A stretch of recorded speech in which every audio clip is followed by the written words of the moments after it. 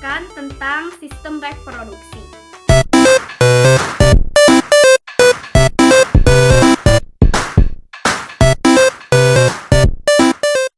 Apa itu sistem reproduksi? Sistem reproduksi adalah kumpulan organ internal dan eksternal yang bekerja bersama untuk tujuan prokreasi. Alat reproduksi pada laki-laki dibagi menjadi dua. Ada alat reproduksi bagian luar dan ada alat reproduksi bagian dalam. Pada reproduksi bagian luar, terdapat penis yang berfungsi sebagai saluran urin dan saluran sperma. Lalu ada skrotum yang berfungsi untuk menjaga suhu testis pada saat memproduksi sperma. Pada alat reproduksi laki-laki bagian dalam, terdapat testis yang berfungsi untuk memproduksi sperma. Lalu ada epididymis untuk menyimpan sperma secara sementara. Lalu ada vas deferens untuk saluran sperma menuju uretra. Lalu ada uretra sebagai saluran terakhir sperma yang terdapat dalam penis.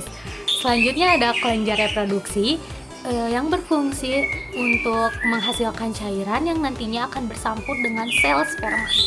Alat reproduksi wanita juga dibagi menjadi dua bagian. Ada alat reproduksi bagian luar dan alat reproduksi bagian dalam. Pada alat reproduksi bagian luar terdapat vulva dan labium. Yang di dalam vulva itu terdapat saluran urin dan saluran vagina. Lalu alat reproduksi bagian dalam pada wanita.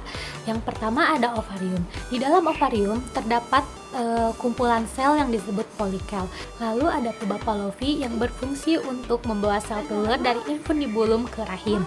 Selanjutnya ada uterus atau rahim yang berfungsi sebagai perkembangan janin pada saat kita hamil. Yang terakhir ada vagina yang berfungsi sebagai organ reproduksi, saluran darah menstruasi, dan jalannya bayi.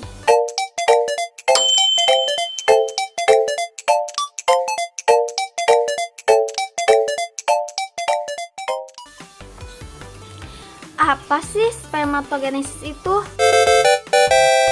Spermatogenesis adalah proses pengeluaran sperma di dalam testis, lebih tepatnya di tubulus seminiferus. Nah, bagaimana sih cara keluarnya?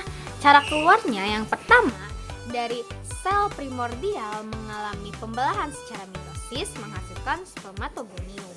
Spermatogonium ini tumbuh dan berkembang menjadi spermatosit primer. Nah, spermatosit primer ini membelah secara meiosis menjadi spermatosit sekunder.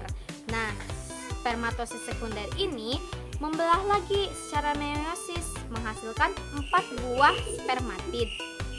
4 buah spermatid itu akan tumbuh menjadi spermatozoa. Nah, spermatozoa akan menunggu selama 40 hari untuk menjadi sperma yang matang. Sperma sudah matang akan bisa dikeluarkan pada saat dirinya mengalami ejakulasi. Terima kasih.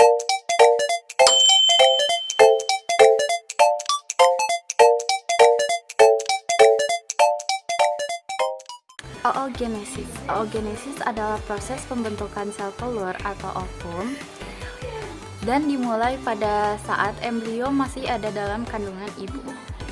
Nah, embrio ini yang nantinya akan menjadi bayi perempuan dan embrio dalam kandungan akan menghasilkan oogonium. Oogonium yang bersifat diploid sebanyak 600.000 sel, dan oogonium ini akan melakukan pembelahan mitosis yang menghasilkan oosit primer yang bersifat diploid menghasilkan 7 juta sel. Pada janin yang berusia 5 bulan, oosit primer akan melakukan pembelahan meiosis 1, namun akan tertahan. Kemudian bayi tersebut akan berkembang dan dilahirkan oleh ibu tersebut. Saat sudah dilahirkan, oosit primernya akan berkurang hingga menyisakan 1-2 juta sel. Nah, bayinya akan terus berkembang hingga mencapai masa pubertas yang ditandai dengan menstruasi. Pada masa pubertas, oosit primer ini menyelesaikan meiosis pertama dan menghasilkan oosit sekunder dan juga badan polar 1.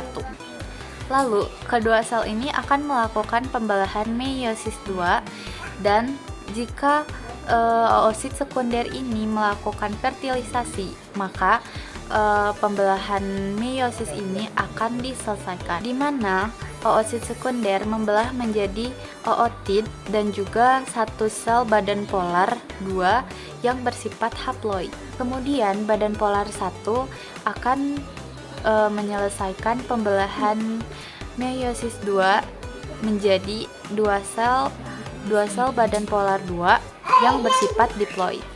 Kemudian ootit ini akan terdiferensiasi menjadi sel telur atau ovum yang bersifat haploid. Kemudian badan polar lainnya akan terdegenerasi.